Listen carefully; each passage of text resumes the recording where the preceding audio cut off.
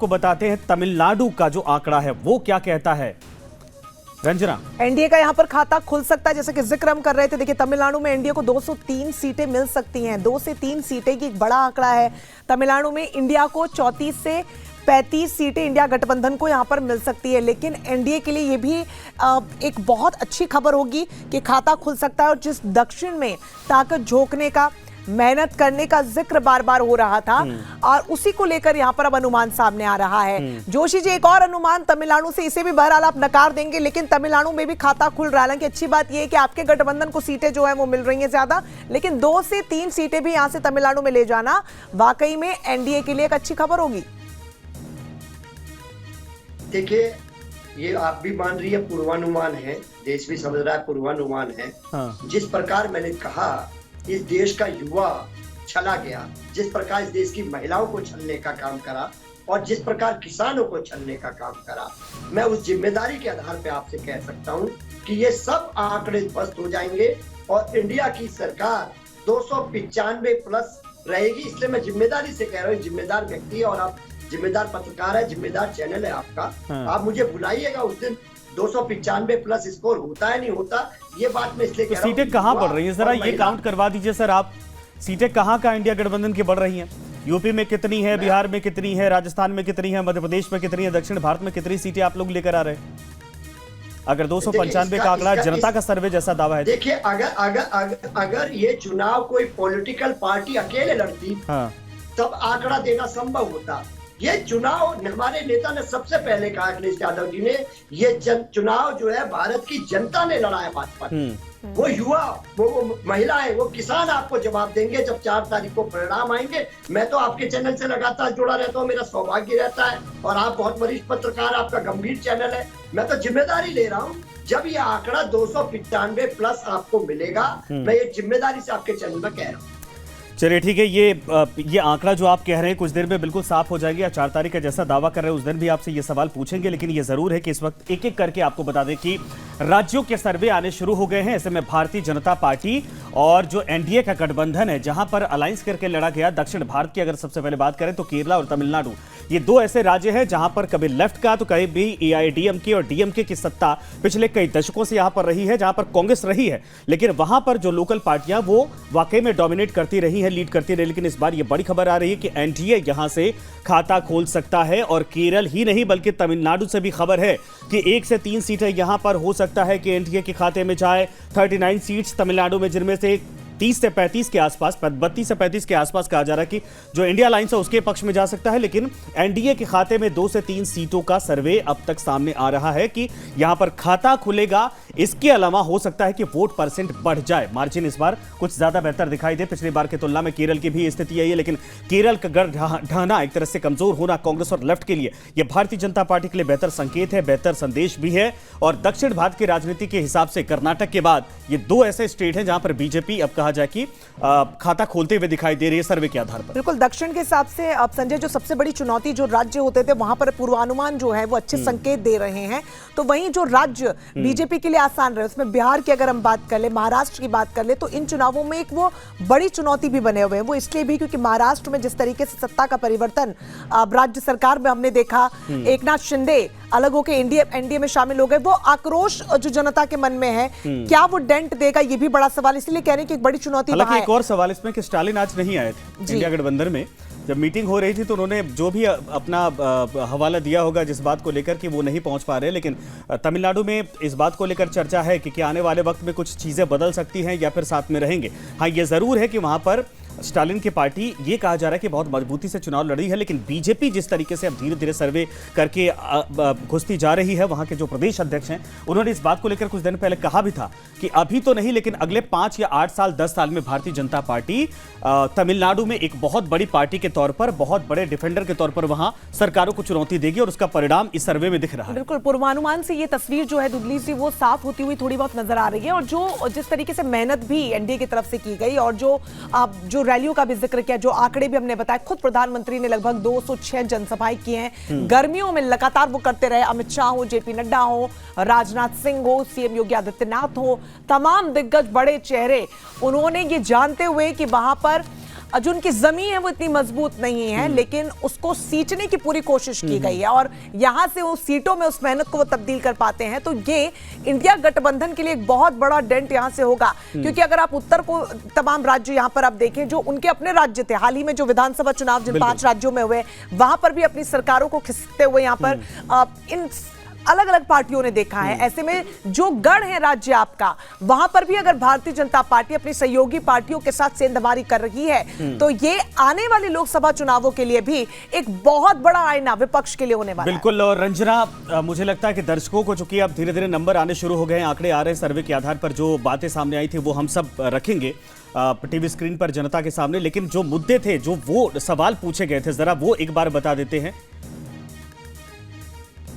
और इसी बीच एक और बड़ी खबर है। बड़ी खबर हम आपको बता दें, इंडिया टुडे का सर्वे भी सामने आ गया है। एक्सिस माई इंडिया का तमिलनाडु सर्वे इस वक्त हम आपको बता रहे हैं, एनडीए को तमिलनाडु में 2 से 4 सीटें मिल रही हैं और इंडिया गठबंधन को तमिलनाडु में 13 से 15 सीटें। ये चौंकाने वाली बात है। देखिए, जैसे तमिलनाडु की बात की जाए, हालांकि एनडीए का जो अभी एबीपी वोटर सर्वे हमने देखा, उसमें 1 से 3 सीटें बताई जा रही थी, इसमें 2 से 4 बताई जा रही है। तो समझा जाए कि मोहर कहीं ना कहीं लग रही है पूर्वानुमान में, क्योंकि जो सीटें हैं वो शायद 1-2 सीट ही आगे पीछे, लेकिन सीटें हैं, खाता खुल रहा है। एक चीज और है रंजना की, अब ये आंकड़ा जो आ रहा है अभी तक, ये दिखाता है कि बीजेपी को शायद जो आंकलन या जो अब तक इंडिया गठबंधन आंक रहा था उससे कहीं ज्यादा बीजेपी बेहतर करती दिखाई देगी। क्योंकि जिन राज्यों में बीजेपी यहाँ के नेताओं को इतनी अच्छी उम्मीद रही थी, लग रहा था कि तमिलनाडु से 1 सीट अन्नामलाई वाले निकल सकती है, बाकी हो सकता है कि फाइट की कंडीशन में अगर यहां पर एक्सिस माई इंडिया की तरफ से 2-4 सीटें दी जा रही हैं, तो ये आप अंदाजा लगाइए, जहां पर बीजेपी का वोट बैंक नहीं था वहां से इतनी सीटें निकल रही। तो जिस क्षेत्र में वोट बैंक मजबूत है, बीजेपी का गढ़ कहा जाता है, वहां पर भारतीय जनता पार्टी इस बार वाकई में बेहतर करती है। बिल्कुल, और उसी का जिक्र भी संजय मैं भी कर रही थी, जो उत्तर के राज्य हैं, फिर चाहे उत्तर प्रदेश हो, राजस्थान हो, गुजरात हो, हाँ, उन क्षेत्रों में आप समझिए कि कितना बड़ा डेंट यहाँ पर इंडिया गठबंधन के लिए होने वाला है, अगर उन्हीं के गढ़ में सेंधमारी यहाँ पर की जा रही है। क्योंकि जो पूर्वानुमान सामने आ रही है, और एक नहीं, ये दूसरा हमने इंडिया टुडे एक्सिस माई पोल का बता दिया, जहां पर 2 से 4 सीटें एनडीए को मिल रही हैं, इंडिया गठबंधन को 13 से 15 सीटें मिल रही हैं, तो वहीं डीएमके को 20 से 22 सीटें मिल रही हैं। हालांकि बहुमत में जरूर है विपक्ष यहाँ पर, लेकिन एनडीए का वहां पर घुसना और सीटों को वहां पर तब्दील कर पाना, वो जो भीड़ वहां पर जुट रही थी तमाम दिग्गजों की रैली और सभा में, उसको वोट बैंक में, क्योंकि बार बार जिक्र इसी का ही किया जाता रहा है, खासतौर पर 2024 के चुनावों की बात करें, क्योंकि कहीं से कोई बॉलीवुड स्टार मैदान में था, तो कोई राजघराने का उम्मीदवार मैदान में था, तो कोई पहले से राजनीति का सूरमा था, और हर कोई एक दूसरे पर आरोप लगा रहा था कि भीड़ तो जुट रही है, लेकिन वोट बैंक में। अच्छा, ये वही राज्य है, स्टालिन के बेटे की तरफ से बार बार सनातन पर हमला किया गया था, आपने देखा होगा।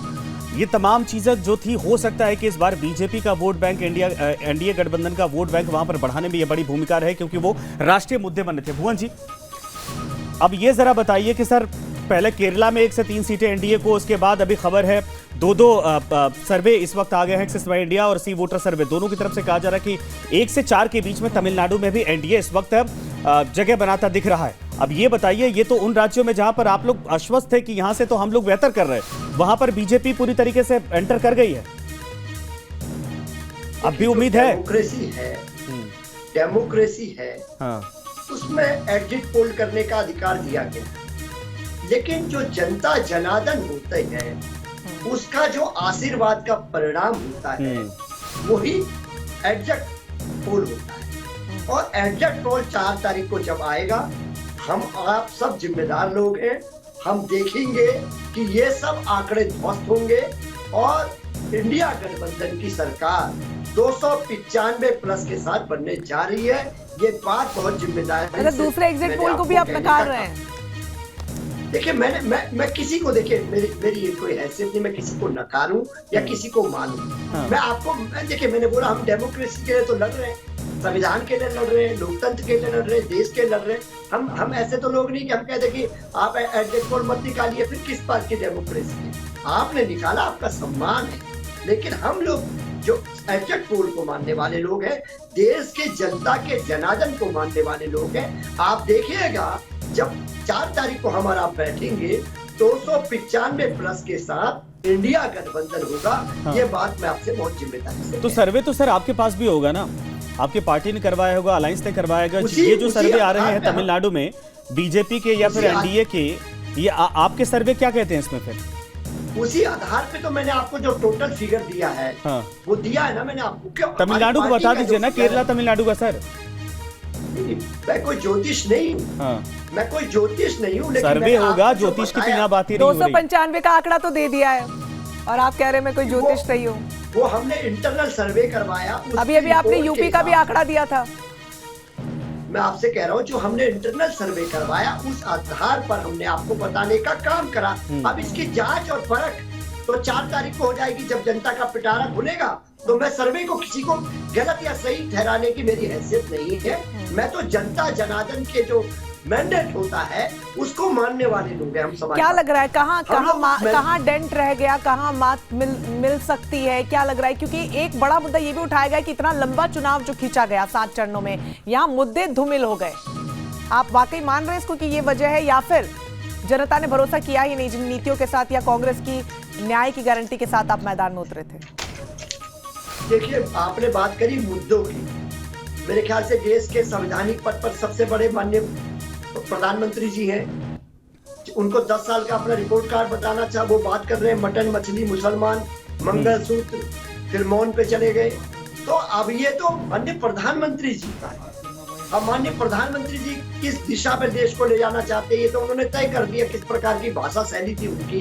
इससे पूर्व में भी प्रधानमंत्री रहे, अटल जी भी रहे, युवराज जी रही है, मनमोहन सिंह जी रहे, लेकिन उनकी भाषा शैली देखिए।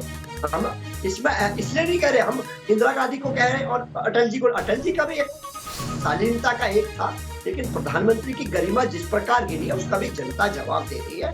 आप धैर्य रखिए, 2 दिन बीच में 4 तारीख को सब बातों का जवाब 140 करोड़ महान जनता देने वाली। भारत में इतनी रैलियां, इतना वक्त उन्होंने गुजारा है, क्या आप लोगों को लगता नहीं कि दक्षिण भारत में वाकई में इंडिया गठबंधन को डेंट लग सकता है? ये अनुमान आप लोगों को था? हालांकि सर्वे तो यही बता रहे हैं कि वहां प्रधानमंत्री की मेहनत साफ तौर पर दिख रही है।